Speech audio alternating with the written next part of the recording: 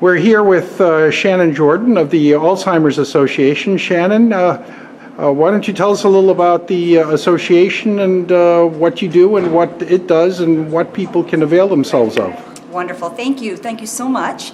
My name is Shannon Jordan. I'm the Southwestern Regional Director of the Alzheimer's Association's Connecticut chapter.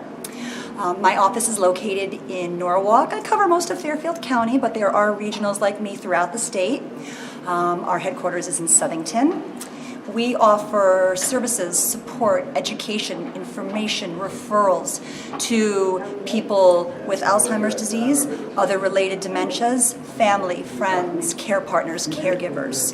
We offer support through a variety of different ways, through support groups, through care consultations, through education and programming. We fundraise. We have 7 walks to end Alzheimer's throughout the state. Every year people come together and walk together in honor of finding a cure. We have 2 galas in the state. In Greenwich each year we have Celebrating Hope. And in the Hartford area, we have Harvesting Hope, which is a farm-to-table dining experience. So very exciting things in the development world, as well as the education and programming world. This evening, we're here for a very special reason. Throughout the state, we are holding community forums. What we are doing is meeting with community members, care providers, people with a diagnosis, caregivers, first responders. We want to hear directly from the community of Darien.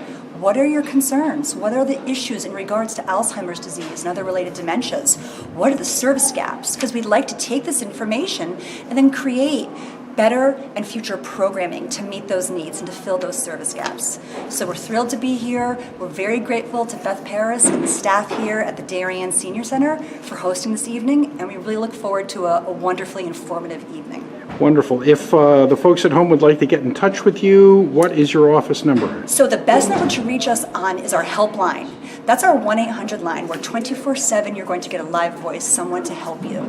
So the best way to get a hold of any of us at the association, or if you have questions, concerns, need support, need help, need resources, that's a number for you to call. That is 1-800-272-3900. Wonderful. Well, thank you very much, and we look forward to the program this evening. Thank you. Thank you.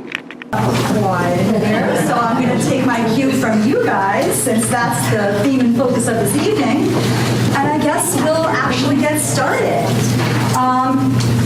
Just a little bit of housekeeping, if everybody can remember to sign in with Beth in the front of the room.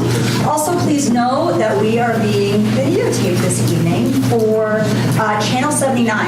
So you will all be able to see tonight's forum on your Vimeo channel about in the next week or so. Okay? So, good evening, and thank you all so much for being here. It's a pleasure to be here with you this evening, and we at the Alzheimer's Association so appreciate you all coming out in this chilly weather to really participate in something that is very new for us here at the association, these community forums. My name is Shannon Jordan, and I usually start off my programming with a disclaimer. I am not a doctor. I am not a nurse. I am by no means a researcher. What I am is a social worker. I spent 20 years working in long-term care with people with Alzheimer's disease, other related dementias, with their family members, their loved ones, their caregivers, their care partners. 20 years of priceless experience that I was able to bring with me to the Alzheimer's Association. Where now I'm their Southwestern Regional Director. Our office is located in Norwalk. I cover pretty much most of Fairfield County. A lot of what I do is educational programming. I provide care consultations to families. We're happy to come and have and visit us in our office at any time. So please, most of you have my card in your packet of information. If not, please grab one at the table with Beth. We are here to answer your questions, provide support, and help guide you on this journey. I am joined this evening by my coworker, Tori Figueredo.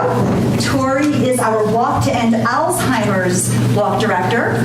So every year we have 7 walks throughout the state. Tori is in charge and coordinates everything soup to nuts for our Norwalk Walk, which is really our biggest fundraiser and our most successful walk. We'd love to have all of you join us this October 13th at Caps Pass Thatcher Beach in Norwalk. So please join us. It's a great day. It's beautiful. There's food, there's music. It's just a really wonderful day to come together and celebrate as a community and walk to support the cause. So we invite you to that. We are also joined by Kristen Casado, who is our Director of Communications.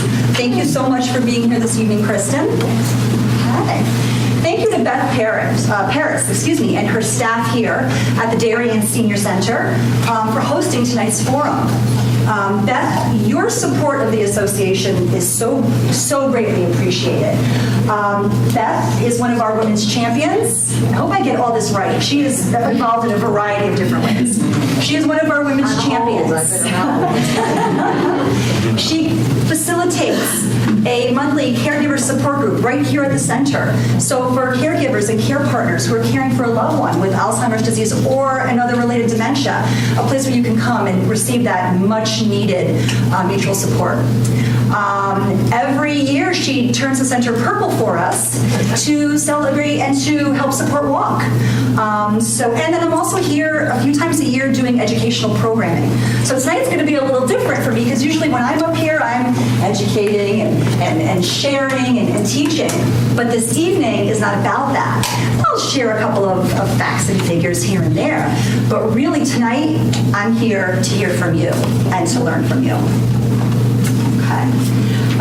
So we're all here to hold Darien's very first community forum.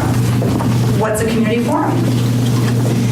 It's a town hall style meeting. This I want to do the description justice, so I'm going to read this. It's a town hall style meeting that gathers the community in a neutral setting to ask questions about the disease, to learn about resources, to discover how to engage in the cause. More importantly, they are designed to educate communities to better understand how Alzheimer's Association programs and services can be responsive to the diverse and unique needs of each individual community. And more importantly, to hear directly from you, this is it in a nutshell.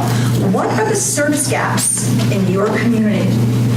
What do we need here in Darien to help those living with this disease, or for those who love someone or care for someone who is living with this disease, be more successful? What can we do to help?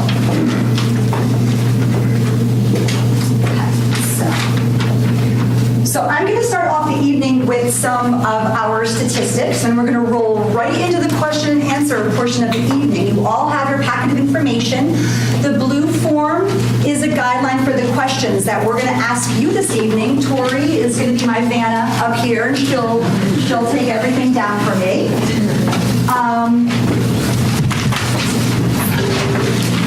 So sadly, many of you in this room already know probably more about this disease than you ever hoped to or wanted to. So I look forward to learning from you. You'd also be surprised how many people in this room never had someone sit them down and actually explain to them, what is this disease? What's happening?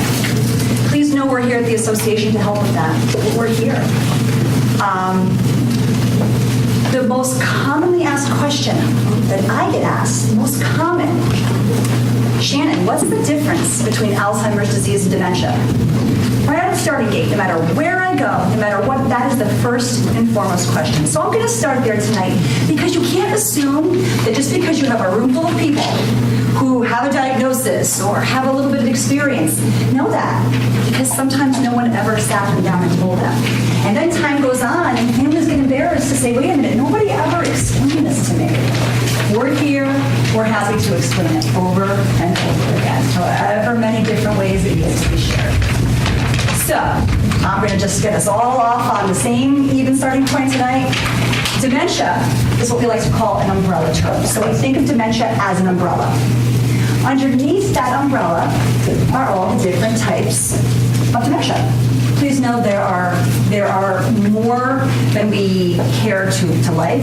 There's upwards of 80 different types of dementia out there. Some of them don't even have names. But the most common form of dementia is Alzheimer's disease. So in essence, Alzheimer's disease is dementia. It is the most common form. It is the 6th leading cause of death in our country. Every 65 seconds, someone is diagnosed. 1 in 3 seniors will be diagnosed. Wow. 1 in 3. Over what age? Pardon? Seniors, over what age? 65 and high. Although unfortunately this disease does affect younger people as well. We know this. There is a younger onset, yes. So each year, it takes more lives than a combination of breast cancer and prostate cancer. 78,000 people diagnosed right here in Connecticut, and that's just who we know about. Those are just the people that we know. 5.8 million throughout the country have a diagnosis. Those numbers are expected to triple by the year 2050 if something isn't done soon, because we currently do not have treatment or a cure. Okay? So, caregivers, again, and this is probably one of the more important ones as well, caregivers provide an estimated 18.4 billion hours of unpaid care each year, estimated at a value of $232 billion. So we always like to, again, we just like to bring everybody onto the same page in the room. So those are some of our facts and figures. Please know we have new facts and figures coming out very, very soon. Our 2019 numbers, those should be coming out soon. But that's what we always like to do, is we just start off at the beginning, just so that we're all in the same place. Because now what we're going to do is we're going to turn it over. Well, I'd like to say I'm going to turn it over to Vanna, show you my slide. But I'm going to really turn it over to all of you, because we're here tonight to hear from you. What are the needs of your community? What are the concerns? What are the issues? What are the barriers? What are your service gaps? What do you need? We intend to take the information that you all share with us this evening and bring it back at a national level, because we are doing these nationwide, so that we can create more appropriate and better programming for all the communities. Okay? So I run a really laid-back show here. I don't want anybody to be shy, because we're going to start to ask questions now. And again, if you have individual questions as well, I can try and answer those while we're doing this. But also know I can chat with you after the program. And again, my business card is here. It's got my cell phone number on it for a reason. I want you to call me.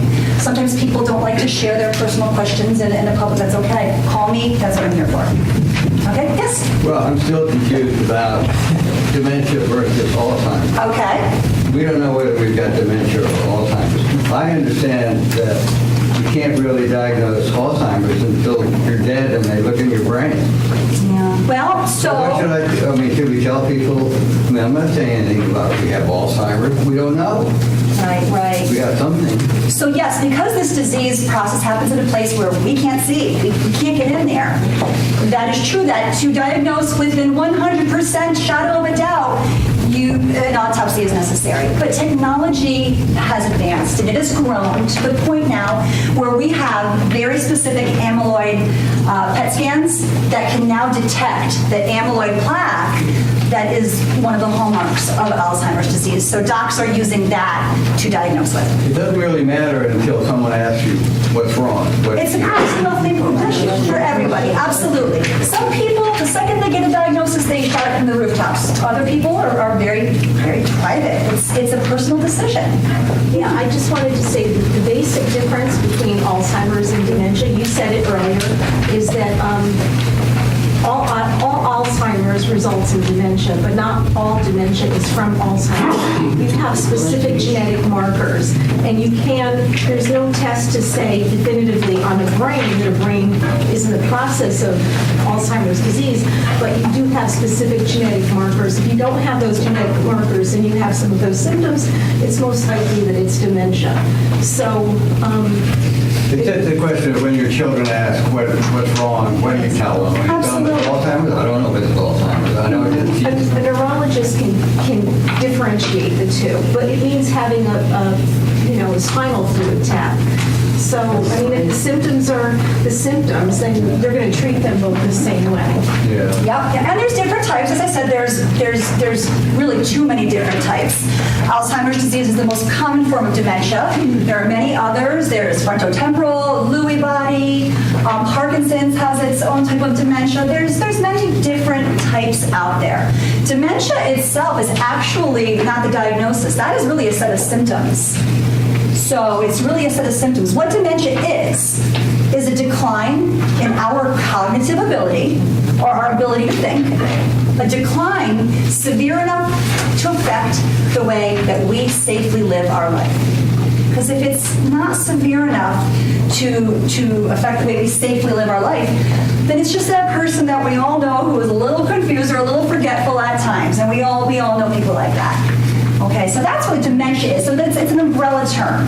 Underneath that umbrella are all the different types of dementia. Again, Alzheimer's disease is the most common. Okay? Question. Yes. To your best ability, for those of us that are hearing impaired, can you repeat the question as simply as you can? Yes. The first question was he was still struggling with the difference between Alzheimer's disease and dementia, and how do you share that with people? How do you share that information with others? Do you say I have dementia? Do you say because it's different for everybody? So that was the question he asked. I have a question. When do you think you'll ever find a cure? Will there ever be a chance that they'll find a cure for it?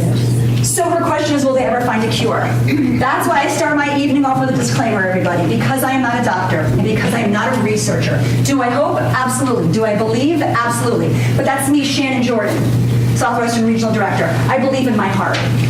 But I can't stand up here and say on behalf of the Alzheimer's Association, Connecticut chapter, I can't say that. No, I can't say that. But I believe in my heart that someday, that is my biggest hope and dream and wish. And you could say we're working very hard. Working towards it. Every day. Every day. Thank you, Tori. Yes. My husband's involved in a drug test in the town, and the neurologist who's in charge of the Institute of Neurological Disease in New Haven thinks for sure the grandkids aren't going to have to worry about it. I mean, he feels that they are really eliminating a lot of things and narrowing down, but that's still 40, 50 years away possibly. Thank you. And please know, I'm going to take your question in 1 second. Please know that we have a link on our website, alz.org, to Trial Match. Trial Match is a link that, go to our website, click on that link. You can put your information, and based on where you live and your information, it will tell you what's happening closest to you in the world of research, because there is so much happening out there right now. I couldn't even begin to stand up here and tell you about all the research that's happening, because I simply don't know. But so Trial Match is a great resource. Yes. Is there a link between hereditary, meaning if my grandmother had it, is it just like the Barack with the breast cancer? So the question is there hereditary link? So yes, there is some hereditary connection. The single greatest risk factor to Alzheimer's disease is age. The older we get, the greater our risk is for getting Alzheimer's disease. And ladies, I hate to break it to you, but because we tend to live longer, we're at greater risk. And yes, there is some genetic connection. However, having a loved one with a diagnosis does not guarantee that you will get a diagnosis. I have met people whose both parents had Alzheimer's disease and did not. I have met people with a diagnosis and it isn't anywhere in their family. So it really is, yes, there's some connection, but it's by no means a guarantee. Okay, thank you. What was that website? alz.org/Connecticut. Yes. I just wanted to say you could have the genetic markers and not express the disease. Exactly. So it doesn't. So as a result, she said you can have, some people do have a genetic marker for Alzheimer's disease, but still not get it. So as a result, many people are choosing not to have that genetic testing done because their thought is that, well, just because I have that gene, What am I going to do? what? I might not get it. Should I spend my whole life worrying that every time I forget the date? Here we go. Because let's be honest, everybody in this room, you know the minute we forget the date, we start getting nervous. Right? When we walk into a room, we think, hey, come in here. That's me like 3 times a day. You can't find your glasses on top of your head. How true. Right? The word that's on the tip of your tongue. That word's right there on the tip of your tongue. You can't spit it out. We get all nervous.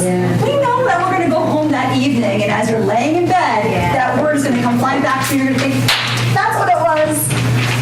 That's normal age-related forgetfulness. I mean, honestly, probably my favorite one for me was looking for my cell phone with the flashlight on my own cell phone. that was a real good one. I know I needed a vacation. We're so busy. You know, it's very, very, it's a hot topic right now to be mindful in the moment. None of us are in the moment.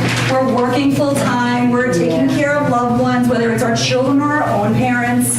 We're thinking, we drive home at the end of the day, and I think to myself, I don't even remember driving that last block home. But that's because I'm thinking of, okay, I have to feed 3 kids, make sure everyone's homework is done. I have to, I got to call Tori and make sure that she knows to meet me for our meeting the next day. Forgetting the last block I drove, not a big deal. That's normal age-related forgetfulness. The concern is if I started at Stop and Shop and can't remember where I started or what I was doing and just ended up in my driveway. So we really are very tough on ourselves the minute that we forget things. Okay. Any other questions before we get started on our forum questions? All right then. All right, so to start off, we are question number 1. Where do you see gaps in the public's knowledge about Alzheimer's, dementia, and memory loss? Where do you see those gaps are? Do you view Alzheimer's as an issue in your community? So here in Darien, do you view this as an issue? We got a quiet group here too. Well, I would say the definition is a gap if people don't know. Would you, the crowd agree with that? With Vanna's? With Vanna's opinion? Yeah, right, just the education. What is Alzheimer's, I guess, would be. Shannon, because there's folks here from Stanford. I'm sorry? Because there's folks here from Stanford and Norwalk as well. Okay. I encourage them to answer. Oh, absolutely. In Darien, it's our geographic location that the community forum is supposed to be in, so. Yeah. everybody- Lower Fairfield County, we call it. There you go. Lower Fairfield County. What is Alzheimer's? So really the education, because again, I can't tell you how many times I would be sitting in my office in one of the nursing homes I had worked in, and a family member whose loved one had been in that nursing home for 10 years at that point. So their journey had begun however many years before at home. Sat there and I realized no one ever educated this woman on what was happening to her husband. And she kept saying to me, why does he do that? Why does he repeat himself over and over again? No one ever sat her down and said, here's what's happening to your husband. This is why he is forgetting. This is why he's, and she got to a point where she just got embarrassed after a while to admit, no one ever told me these things. So education, absolutely. Yes. One question I'd have beyond education of the family is, we have post-53 people here and stuff.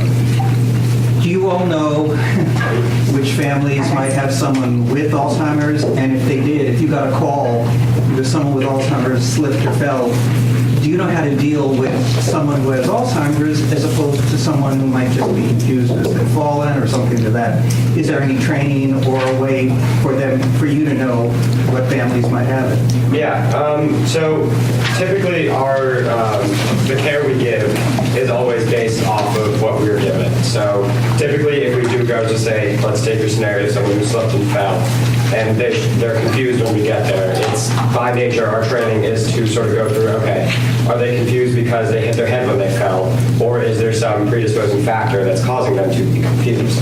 So in that instance, that's when we have family there. And the thing is, at least from what we observe in Darien, again, we can't really speak to Stanford and Norwalk as well, but we are usually, when we do get to a home with someone with Alzheimer's, it's very, very clear to us that there's someone in this house living with Alzheimer's or some form of dementia. And it helps us in our care as well, because again, we can decide, we can make a judgment call based on that. Okay, this person is confused because they have a predisposing condition as opposed to they hit their head. And how does it affect our care? It does change it a little bit because, again, by nature, the disease and the condition of dementia It alters memory. It can affect what information the patient themselves gives us. So we sort of, it sounds a bit, not the best word I think is a bit aggressive almost, but from our end, we become a little more spec. We're not as trustworthy. We don't trust as much of what we hear. So the thing is, we want to take everything with a higher degree of concern because, again, we don't know exactly if, say, let's just say someone slipped and fell. I asked them, what was the last thing you ate? They said, I had dinner 20 minutes ago. I had, let's just say, rice and chicken. That may have been true, but it's also very possible that that's something that sort of was made up. And their mind just naturally sort of makes something up like that. And in reality, the last meal that they had was lunch, and they had a tuna sandwich. So it does affect our medical care just because it makes us a little bit more skeptical of what we are getting into. And when we do realize that someone has some form of dementia, some form of Alzheimer's, whatever it is, that we want to be a little more thorough in making sure we get the best part of the story, both from the patient, because again, as much as we're skeptical, the patient is usually always the most reliable source, but also we start to branch out more to family members, whoever was there, whoever they've talked to in the past few hours. And often, I know this came up a little bit earlier, but sometimes in these instances, it's the son or daughter that's calling. They're the ones that called in. Mom fell. She's not picking up the phone. Can someone go check out the house? We get to the house. Mom did fall. And sometimes we also do end up, because the dispatcher tells us it was the son and daughter that called it in, we get in contact with them just to put together the whole story. So it does affect a little bit of what we're getting into. And as far as our immediate care on scene, that's sort of how that goes. But we always pass it on to the hospital. We're trained, obviously, to make sure that continuity of care is very paramount in our the system that we operate. So, do you have anything to add? That's wonderful. And it's funny because let's be honest, this is somebody with a brain disease. They forget they're forgetting. They might not know or remember in that moment that they have Alzheimer's. So I want to thank you for being here as first responders. Really, we appreciate your input. I actually go to Post 53 once a year to do some education for their program there. So you guys are very lucky to have them here in town. Thank you for being here. Thank you. Okay, so what do people call this? What are some of the terms you all have heard over the years to describe this phenomenon of Alzheimer's that we're talking about, or dementia? Well, just some of the even layman's terms. One I like the best is second childhood. Second childhood. That is, I really like that. Okay. Second childhood. And that's challenging for families because yes, their loved one might be showing behaviors that are childlike, but at the same time, these are grown-ups, and we have to work really hard and be mindful that we're still treating people with respect and dignity because they earn that, they deserve that. But that's lovely. What else? Other terms that you all have heard over the years to describe what was happening to grandma or what was happening to the neighbor next door. Crazy. The stigma that still exists with Alzheimer's disease and other related dementias. Anytime you have a disease process of the brain, people don't want to share. Many don't want to share. We're not embarrassed to talk about our heart disease. We're not embarrassed to talk about our cancer diagnosis. But the second it has to do with our brain, there's the stigma of how the world is going to perceive us, how our neighbors are going to perceive us. Culturally, many cultures, we don't share our business with the neighbors. But you can't have numbers like ours that are going up so rapidly and not have this disease be affecting most people now, and eventually, for those people that aren't being affected in one way, shape, or form by this disease now, with those numbers growing the way they are, eventually everybody's going to have a connection if we don't do something soon. Thank you. Thank you very much. Yes? I would say losing her mind, losing his mind, losing their mind. I feel like that's how it was described to me with my grandmother. Okay. I'm not going to use that for another. The question was, what are some of the words that you've heard over the years to describe Alzheimer's, or what did we call? Here's one, old-timers. Yeah.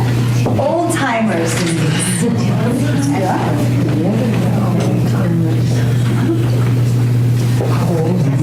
Old-timers. Senility. Followed by hardening of the arteries. All people say these. Oh, yes. Oh, yes.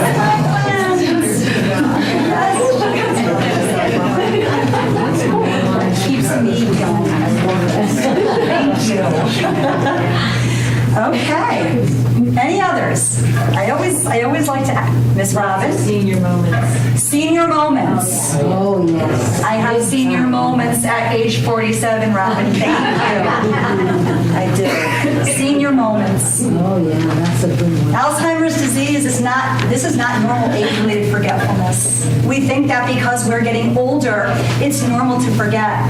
But we all know that 95-year-old that's still out there driving, sharp as a tack, still at the gym. This is not normal age processing. It's really not. Our grandkids call it all the timers because they never remember anything all the time. They're forgetting stuff. All the timers. That's what Dick's grandchildren refer to it as. All the timers. Oh.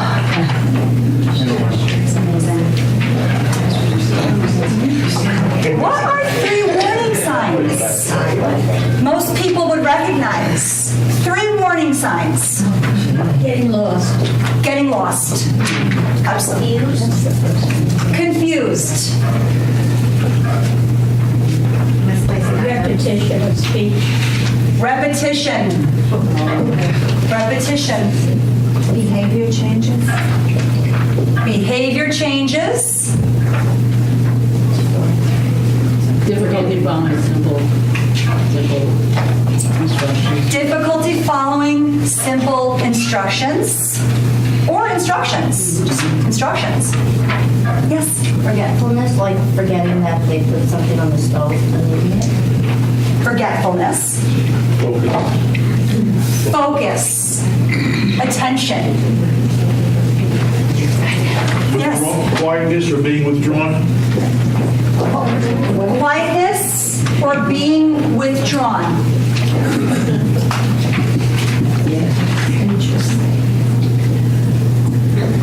Decline in executive functioning skills. Executive functioning skills. That's our brain, that's the part of our brain that helps us to follow a plan or a procedure. So much like what you said, the ability to follow any type of instructions. Executive functioning, yes. Yes. Reluctance to make a decision. Reluctance to make a decision. Absolutely. No concept of time. No concept of time. Sometimes season. Sleeping. Or place. Sleeping interrupted or no sleep at all. So interruptions with sleep patterns. Interruptions with sleep patterns. Have it. Avoiding social interaction. Avoiding social interactions. I just had a sleep apnea test just a week ago. Sleep apnea, yes. The whole sleep, that's a big focus in many of the research studies that we see, is the sleep component. Because as Dr. McAllister in Stanford, who is doing some research, as he says, we all have amyloid plaques in our brain. We all do. We know the hallmarks of Alzheimer's disease is amyloid plaques and tau proteins.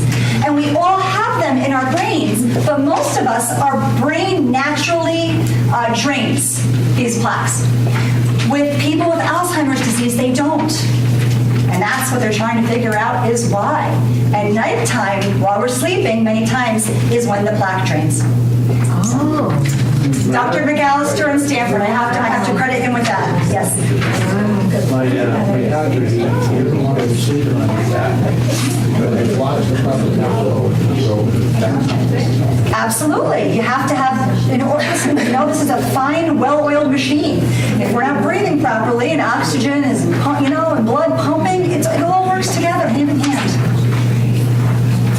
So we have, on our website, we have in your brochures, 10 warning signs. You guys pretty much covered all of them.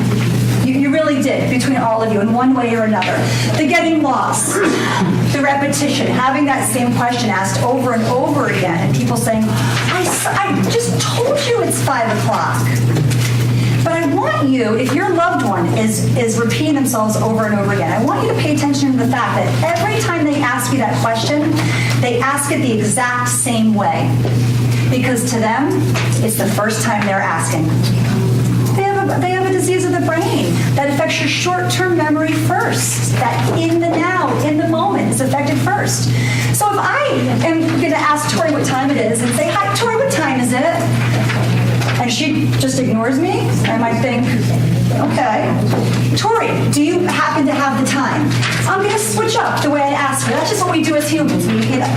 Someone with Alzheimer's disease, they ask you that same question over and over again because to them, it's the first time. And when we start to think, I swear they're doing it on purpose, no. They wouldn't ask the same question the exact same way over and over again on purpose. Unless they really were trying to mess with you. Because sometimes families do like to stick it to each other a little bit, but that's not the case here. Behavior changes, absolutely. This is a disease in our brain. Everything that we do, everything that we are, our behaviors, our moods, our emotions, it is all because of the wiring in our brain. So, you may notice changes. I would have people say to me, Shannon, my father was such a nasty guy growing up. He was rotten. He is a new person. He is quiet. And people are amazed, but more times than not, what I really hear is the other way. My mother never uttered a curse word in her life, and now she is cussing me up one side and down the other like a sailor. Personality and mood changes. Because just like every single one of us in this room have different personalities, different behaviors, and feel differently about things, everyone's dementia and Alzheimer's disease is different because it's happening in our brain, and we're all different. Yes? Shannon, be careful what you say tonight, because I know your parents. I really have to be on my best behavior. I am being recorded. But yes, Gary is a very close personal family friend, so I really have to put on a good show tonight. So please help. I do. I'm ready. Forgetfulness, quietness, withdrawn, social isolation. People have said, Shannon, in the beginning, I didn't know what was going on, but I knew something was going on. It affected my confidence level. I'm in a group with my friends or with my coworkers, and I'm forgetting mid-sentence what I was going to say. That affects your confidence. So people who you knew to prior, beforehand were outgoing, tend to kind of socially isolate, especially in the beginning when they're not quite sure what's happening. Executive functioning skills, absolutely. That's usually one of the big warning signs. Perfect example, grandma's been making the same recipe your whole life, and now she's forgetting 3-4 major ingredients or adding. I had a woman say they really knew that it was time to take their grandmother to the doctor when she used toothpaste to make potato salad instead of mayonnaise. They said, all right, that's it. Because there's a lot of little gray things that you think, okay, it could be this, it could be that. And let's not forget, there's also a lot of things out there that can almost mimic Alzheimer's disease, other things out there that can cause confusion or forgetfulness that are not Alzheimer's disease and that are treatable. So it's important to know that with your loved one, if you're noticing a quick change, an overnight change, mom is one way one day and overnight she is off the wall behaviorally, or she's psychotic all of a sudden, or their balance and gait are disturbed and they're falling all of a sudden. That's a trip to the doctor, because typically, everyone's Alzheimer's is different, but typically Alzheimer's disease is a slow progressing disease. You go along at a certain level of functioning for a while, and then you experience a decline. Then you're at that level of functioning. So it's typically a slow progressing disease. Quick changes overnight, that could be something else, but it could be something else that's treatable and curable, like a vitamin deficiency, medication errors, medications not working well with each other, hypothyroidism. Big one in this area, Lyme's disease. Causes confusion and forgetfulness. If someone's a little older, you think, uh-oh. Biggest culprit, as we age, infection. Urinary tract infections, pneumonia, upper respiratory infections. You can find one day and see true psychotic behavior. I saw it firsthand when I first started working in a nursing home. I did not know that as we age, our body processes infection differently. Very differently. When you're young, you have an infection, you get your symptoms, you go to the doctor, you get your antibiotics, and you're pretty good to go. As we age, the symptoms of an infection, usually the first symptoms you see are erratic behavior changes, balance and gait. Families get nervous and think, here we go, when really it's something like a urinary tract infection. And again, with the trip to the doctor, antibiotics, that confusion and forgetfulness will resolve because it was as a result of the infection, not because of Alzheimer's disease. So we really want people to go to the doctor when you're noticing changes because it could be something that is treatable, and we want you to do that. Yes? Well, the one thing I just found out that's important and everybody should know, but they don't seem to, is that if you have started dementia and you find you hurt your knee and go into the doctor and he says, yes, we've got to operate, you don't want to do that because there is a disease pattern that if you get anesthesia and you already have dementia, you're going to take a big step down. So anesthesia is tricky for any of us on any given day. Any of us who had children have to go under. I mean, I had my little guy go in for tubes when he was little. He came out swinging. He came out angry and aggressive, and he was little. As we get older, anesthesia is riskier and riskier anyway. Absolutely true for somebody with dementia. Absolutely. It can take longer for that confusion that's as a result of the anesthesia. It can take longer for that to resolve. So many people that I know with the disease still have chosen to have procedures, but it's it's a personal decision. If my hip is bad and I can't walk, I might be willing to take that chance. So it really is a personal decision, but yes, anesthesia is known to have effects. All right, so where are we? That was warning signs. Again, you have a complete list of the 10 warning signs.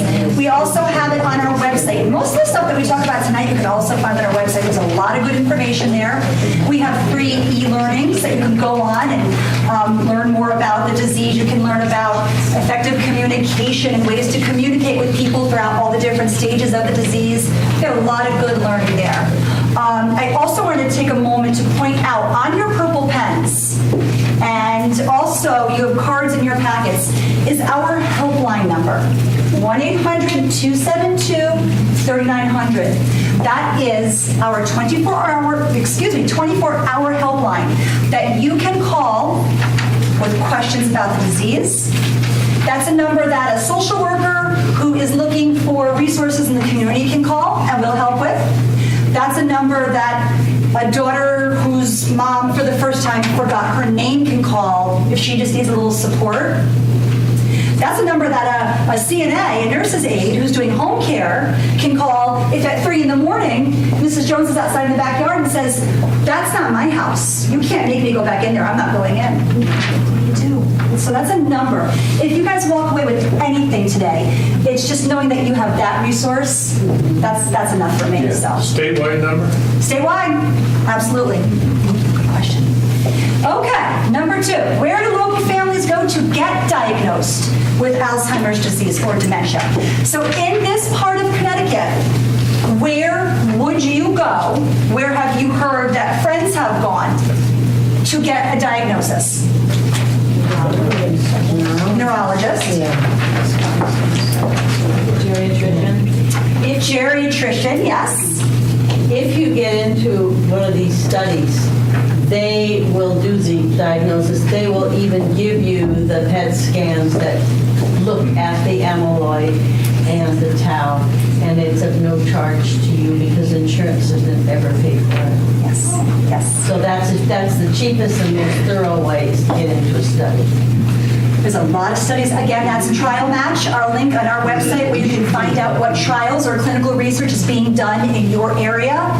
And yes, there are, as much as our technology has advanced with this amyloid PET scan that can now diagnose so close within 100% accuracy, it's not covered by insurance yet. It's very expensive. So many families will become involved in a program or in a research trial because that's a part of the preliminary work that they do for these. They won't pay for it because there's nothing you can do. So, okay. So a neurologist, geriatrician, research study.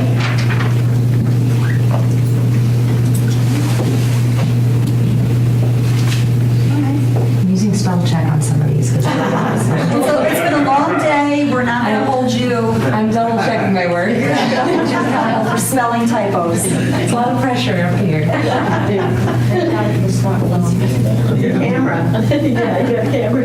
To the best of all your knowledge, what's the closest healthcare system where people go for diagnosis? Greenwich Hospital. Greenwich Hospital? Greenwich Hospital. Stanford Hospital? Yale, New Haven. Yale, New Haven. Okay. And how long do you think you have to wait to see a neurologist? 2 months. The social worker is not going to answer that. That's one. Are there any doctors in the house? Is anyone brave enough to stand The up? first one I called said, forget it, I'm overloaded already. Robin? I'm not a doctor, however, I do have Alzheimer's in the family, and there is a neurologist who works with one of the assisted living facilities, and I went to a seminar on Alzheimer's one day, and she was offering to anyone who was in attendance a free neurological study. Now, that's just a half-hour study. Okay. But I was the first one to sign up, and it was wonderful to get A's. But it's a quick little study. Even your primary care doctor can administer that study, I understand. And then as one of the people I just mentioned, I also joined a study with Boston University. Now this was a 6-hour exam. A 6-hour I also exam. passed that one thankfully, but nonetheless, it's never too early to see. If you're forgetting a couple of things, check it out. Start talking to your primary care doctor. Say, what's up with this? And as I said, primary care doctor can administer that test. Thank you, Robin. Never too early. If you're going to wait for a highly recommended neurologist, by referral, I had to wait 2.5 months. 2.5 months. So Gary shared he waited 2.5 months to see a reputable neurologist, right, Gary? Yep. Okay. All right. And which doctors would you feel, again, because what you guys give back to me, the doctors in the area are going to benefit from this. And hopefully they say, I want people to know that I diagnose. I want people to know that I'm doing clinical research. To the best of your knowledge, which doctors see the most elderly patients? Geriatrician? Primary care. Yeah. Primary care. Primary care? Internal medicine primary care. Okay. Let me just write 2. You know what?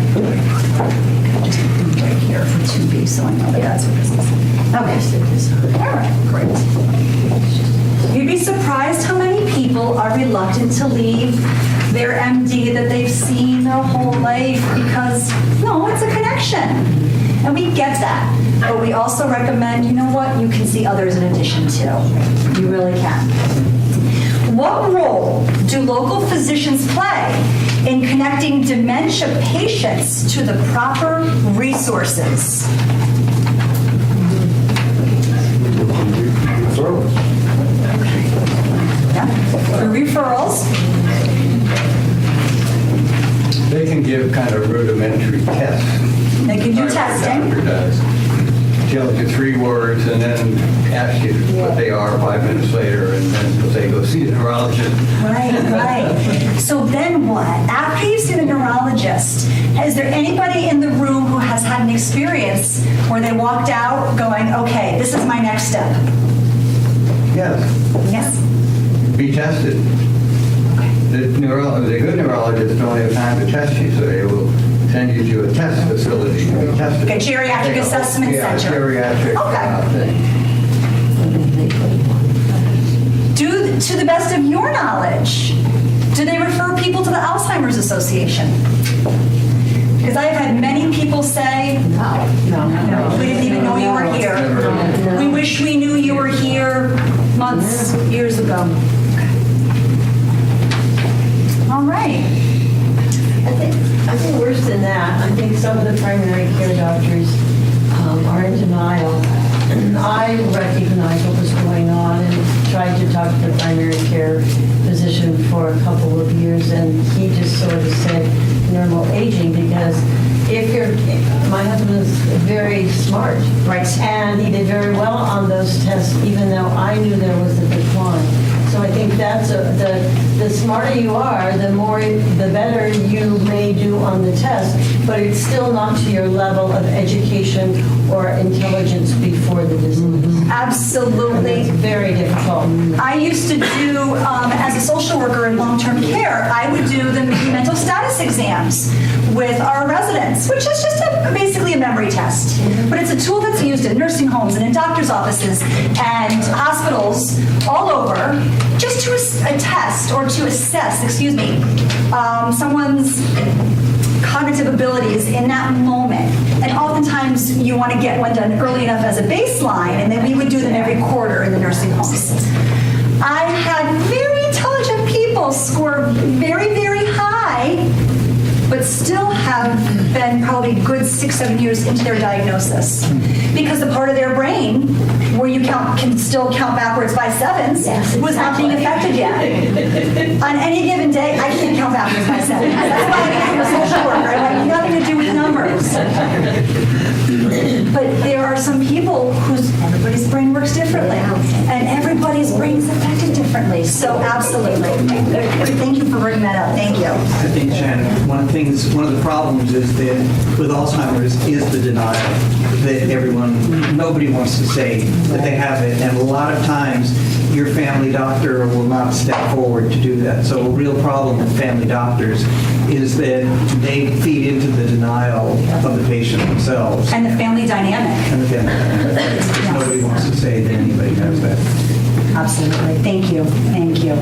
Shannon? Yes. I also just recently spoke with a friend. Her mother is 90, and she is not certain if her mother has any form of dementia or if she's just old.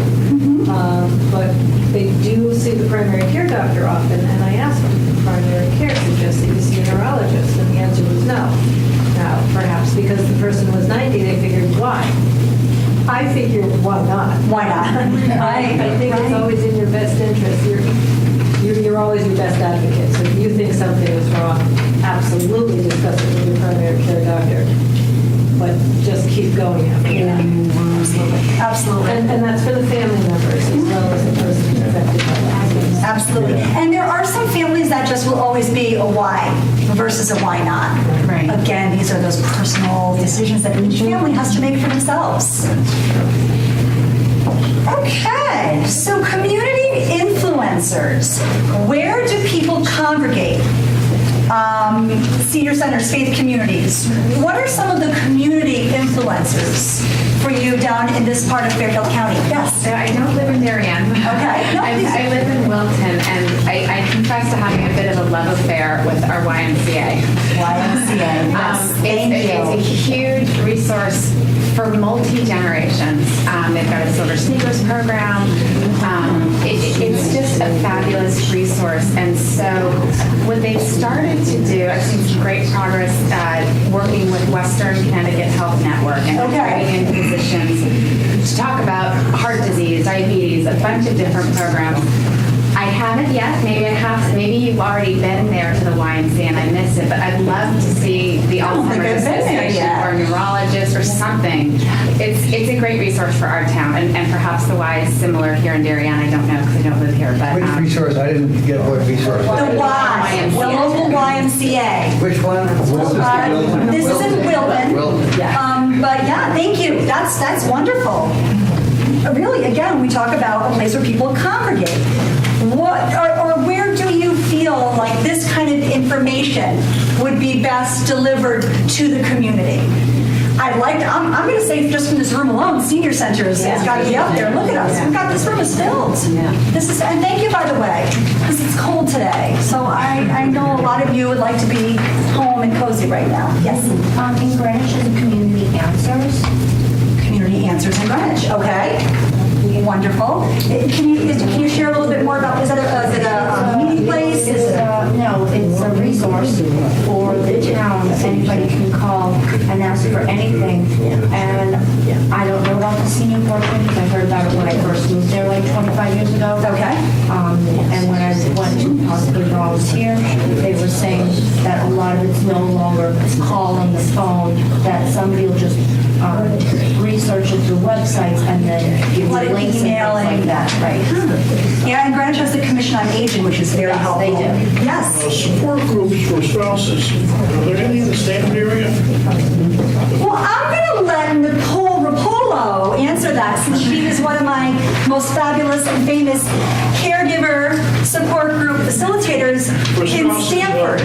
For spouses whose wife Yes. has Alzheimer's. So at the association, we have over 90 caregiver support group meetings throughout the state.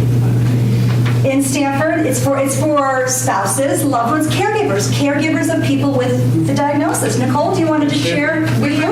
I lead group the third Monday night of every month. So from 6 to 7:30, the third Monday night in Stanford at the Silver Source. On Summer Street, right on Summer Street. And Silver Source. There are support groups all around. I know that there's another one in Stanford at the Tully Health Center during the day. And then Betty and I were talking about coming up with a list that our support groups can share with each other so that you can go when it's convenient for you.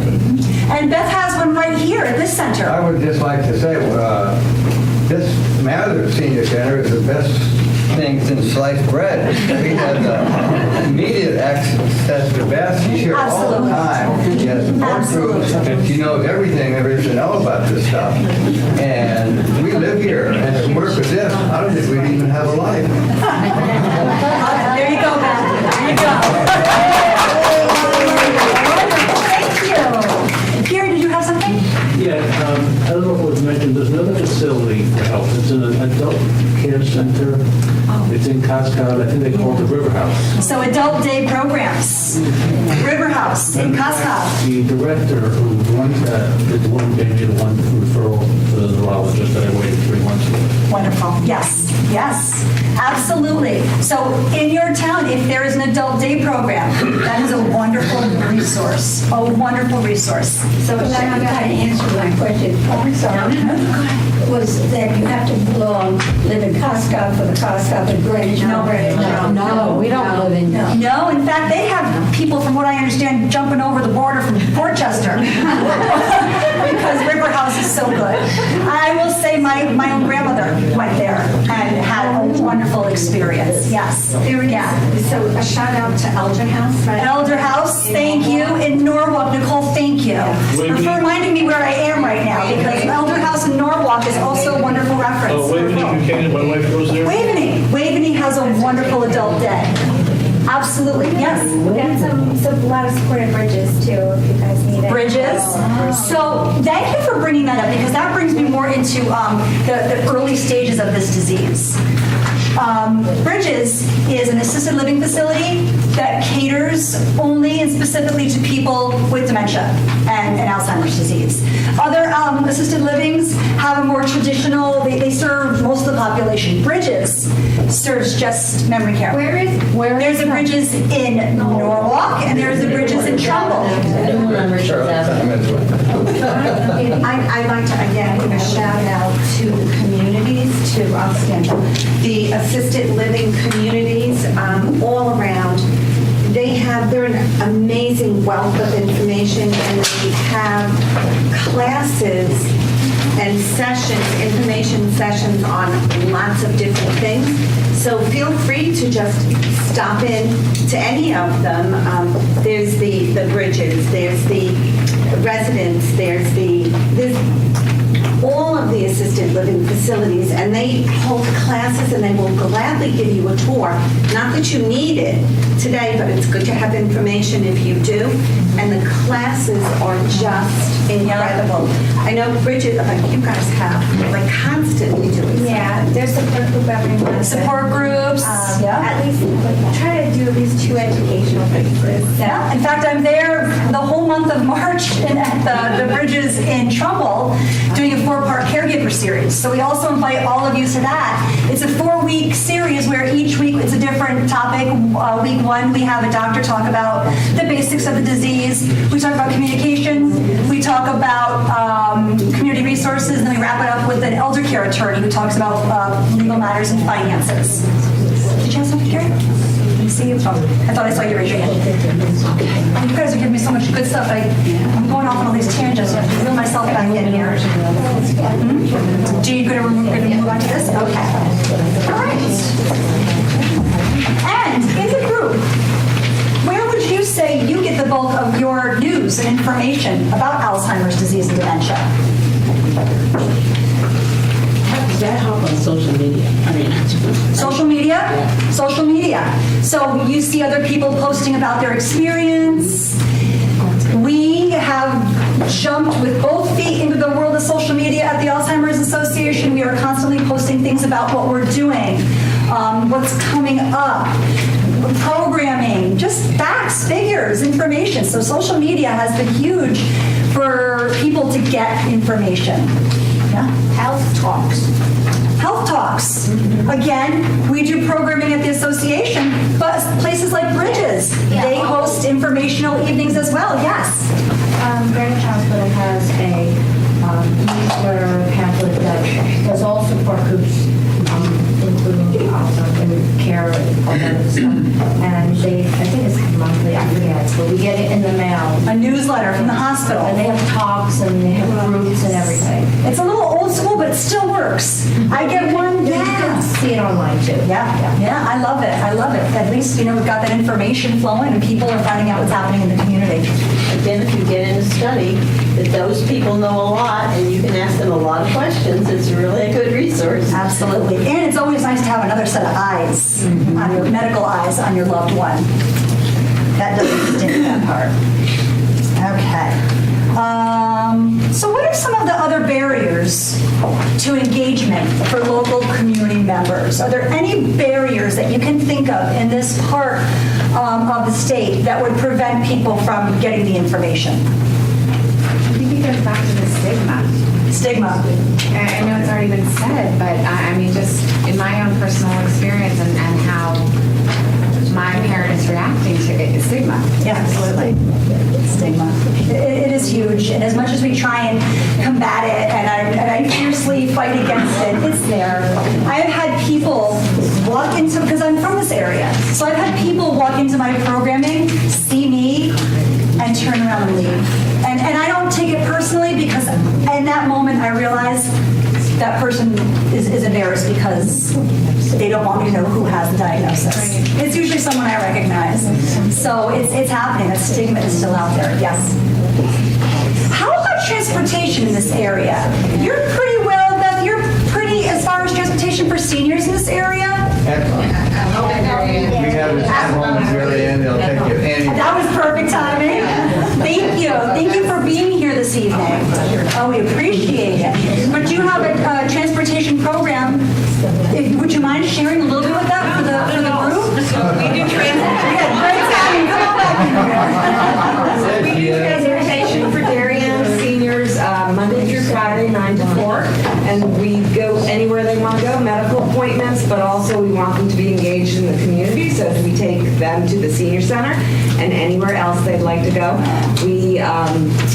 We also offer a half-price taxi voucher program so that people can come into our office and buy vouchers for taxi rides that are at half the cost. So we encourage people to use those on weekends or in the evenings or just for on-demand rides when they just want to go right now somewhere and we might be booked up. But it's great to have resources for transportation because we know it's an obstacle for people to. Oh, it's huge. It was actually, we did a community forum like this in Newtown, and that was their biggest, I don't want to say gripe, but their biggest barrier to getting to services was transportation. So thank you. That's wonderful. Oh, I'm glad I caught you. That's wonderful. That is great. Okay, let's see. Well, the next one, I kind of cheated. I'm supposed to ask you all, do you know of a local support group? But we talked about that. We've got Nicole, we've got, again, I think it's 90 support groups throughout the state. So most towns have one now, and if they don't, I'm really trying to get each town to have at least one support group. And really, my own personal real goal is to not only have those support groups be for the caregivers, but we need support groups for people who are newly diagnosed, people who've just been diagnosed. Now what? So Shannon, you told me I got to get diagnosed. Now what do you want me to do? Well, there's nothing better than that mutual support that you can get from others who are in the same boat. We have a support group. We have a few of them at the Alzheimer's Association throughout the state called the GAP group, Giving Alzheimer's Purpose. It's a very special support group. It's twofold. We have the person with the diagnosis come with their care partner, and we meet as a group, and then we split. So we have two simultaneous support groups happening, one for care partners and one for their loved ones. It's a really wonderful, wonderful model that is successful. It works. And I need more facilitators for that. So that's a call of action that I have this evening that I want to put out there to every community I go to. If you know somebody who you think would be interested in facilitating one of these early stage support groups, please let me know because we are looking for them at the association. We want to create more services for people who are in the early stages of this disease. I mean, we have so much. Who better to learn from? Who better to create this programming for? What better input? So that's my little call to action for today. Okay. What suggestions do you have for how the Alzheimer's Association can better serve individuals affected by Alzheimer's disease? We want to hear, does anybody have recommendations? Anything that I can take back to Chicago, to headquarters and say, here's what the community is telling me we need. I think this is helpful. Keep doing this. So community forums. Yeah. Okay? Yeah. I just think that everything you do is exactly on point. I bring Robin everywhere. Thank you, Robin. She's the best. Thank you. You know, we do offer a lot at the association, and we're going to keep doing it. We're going to keep doing it. We want to hear where we need to build, where we need to grow. I'd like to see some lobbying in state governments really to provide some care for the caregivers. You mentioned how many hours the average person spends. What was the number? Oh gosh, that one changes. Unfortunately, it goes up so much that I have to keep it written down. That is an estimated 18.4 billion hours of unpaid care, valued at $232 billion. Right, and so the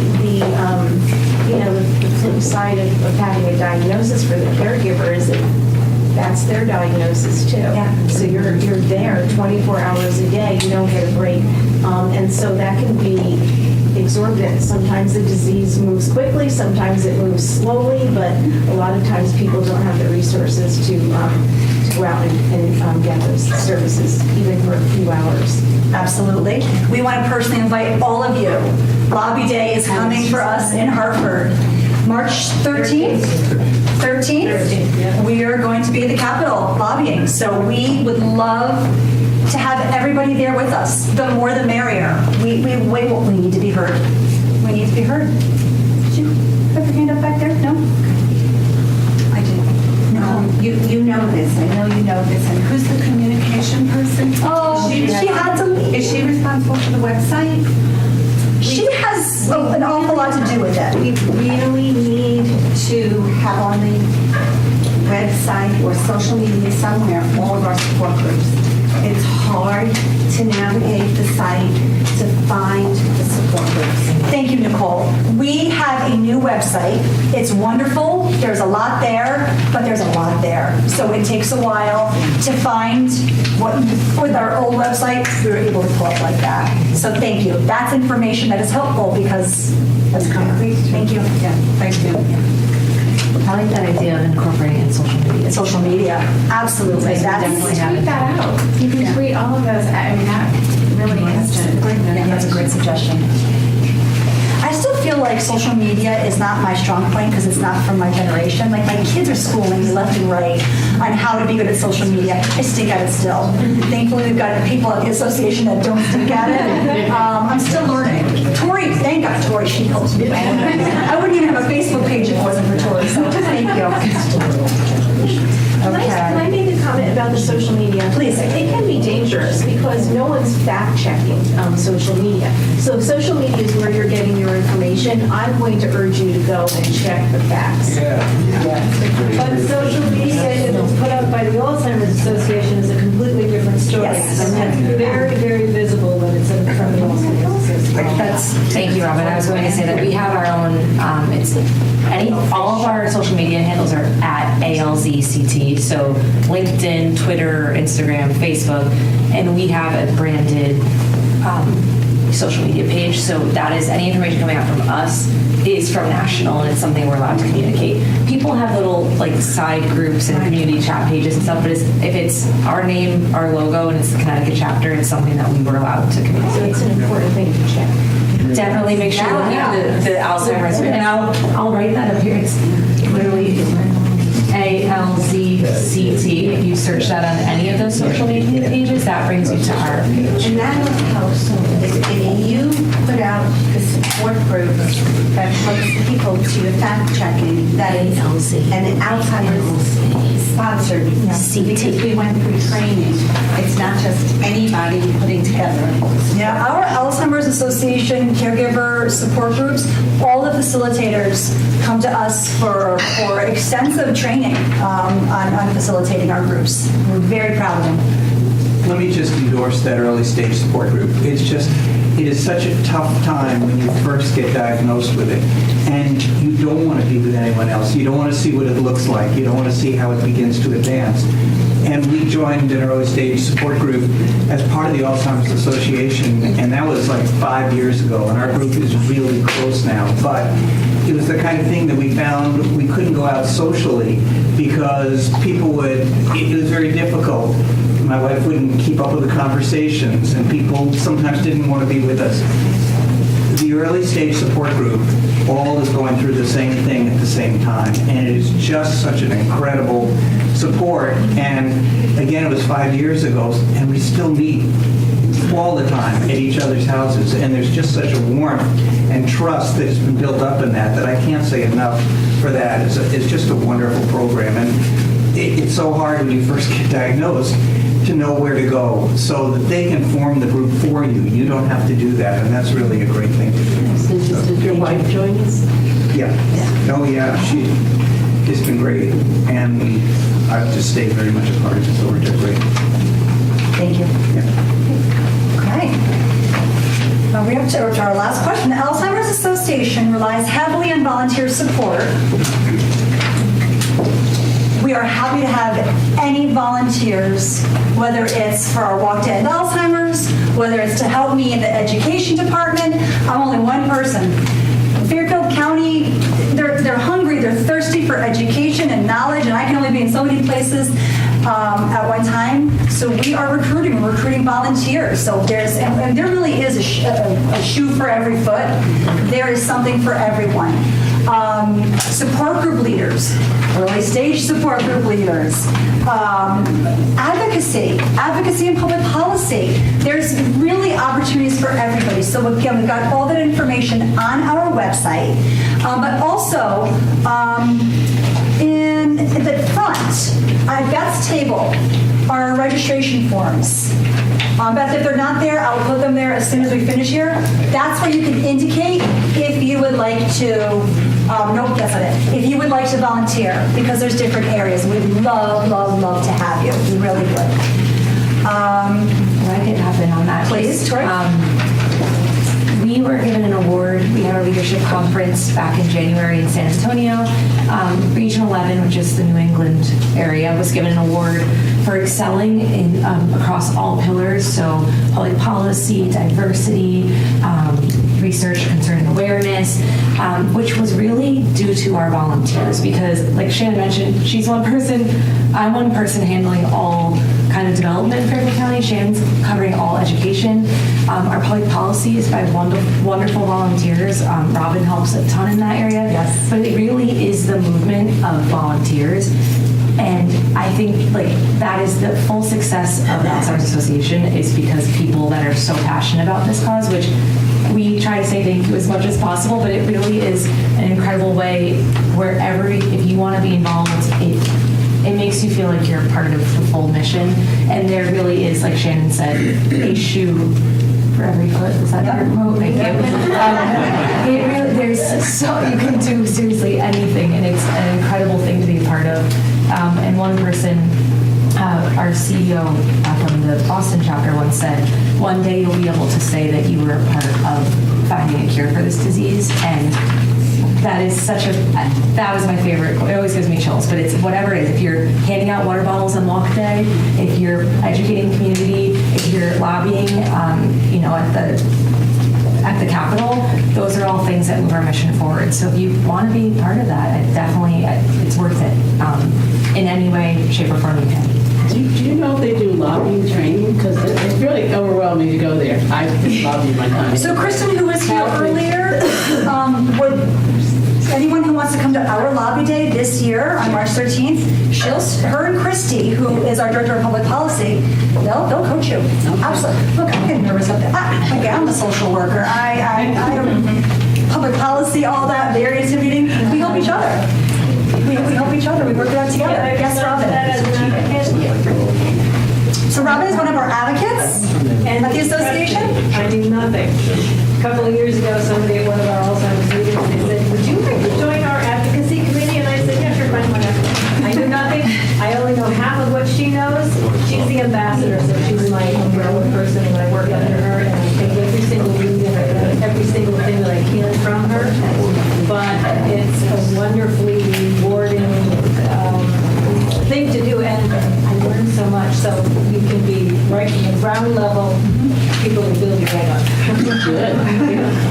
And that's true, like for any of, it's scary when you're saying like, oh, I want to volunteer and I have no idea what I'd be good at. When I tell you there's a million things you can do, that can seem overwhelming, but it's kind of, we usually talk to someone and see what their interests are, and then we see where it might fit, or you might be super passionate about public policy, or you might be like, I don't know if I want to dive into that, I want to try this first, but there really is a space for everyone, and at any level. You can be fully committed and doing stuff year-round, or you can test it, dip your toe in the water and do an event. But it all is bringing awareness, and it's moving the mission forward. And we are a small and mighty team, and we rely heavily on the community. And the community is, when you see our name out there, it's because of volunteers like you guys that are doing that. So thank you so much for that, because that really is why we're able to move forward. Well said. Thank you, Tori. I couldn't have said it better myself. That does bring us to the end of this evening's program. Are there any other questions that anyone has? In the meantime, yes, Robin. Not a question, but a suggestion I ask. I think one of the more difficult things is how do you communicate with somebody who has Alzheimer's? There's a true good way and a true bad way to it. And I don't think that it's available enough to people who need that education. So again, I always rely on the Alzheimer's Association giving everything I need, but if you could somehow get more communication strategies out. It's my favorite program that we do at the association is Effective Communications, and it's a program that talks talks about ways just that, to effectively communicate with your loved one throughout the various stages. But you're right, more times than not, people when they call me, they're just so desperate for that Dementia 101.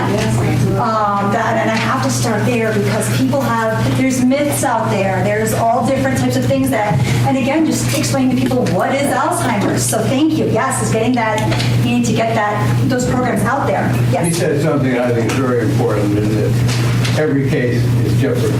And there is some upside to dementia too, on a positive note. Okay. Number one, the person that has it is experiencing life all over again.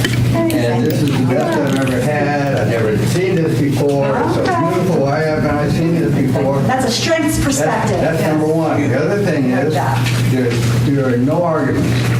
But you know the person doesn't know what they're doing, and so you can't argue. I promise you, I have yet to meet somebody who has won an argument with No Alzheimer's. argument. There's no fighting. It's just flip. Pick and choose your battles wisely.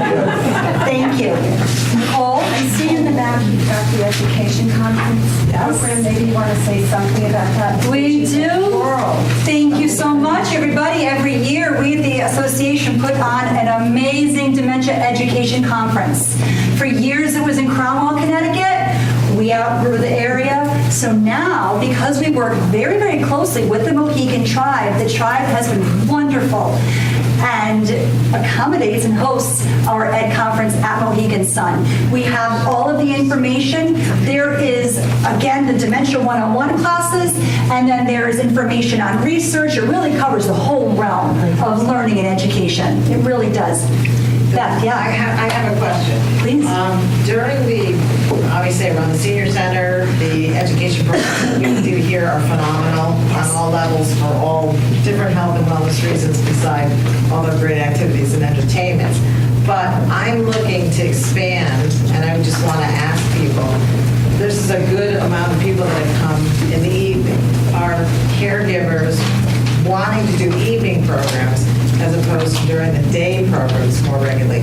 Because when we had the 4-part series, which was not last year, the year before, we had over 38 people almost every single night for that as well. Yes, well done. That series, I've been volunteering for the Alzheimer's Association for close to 30 years, and that 4-part caregiver series was the baby that started it all, and those of us, I don't know where my peers are, but we did it all over. We took it was like the show on the road. I did family dynamics and communication skills almost exclusively, but that was a 4-week series.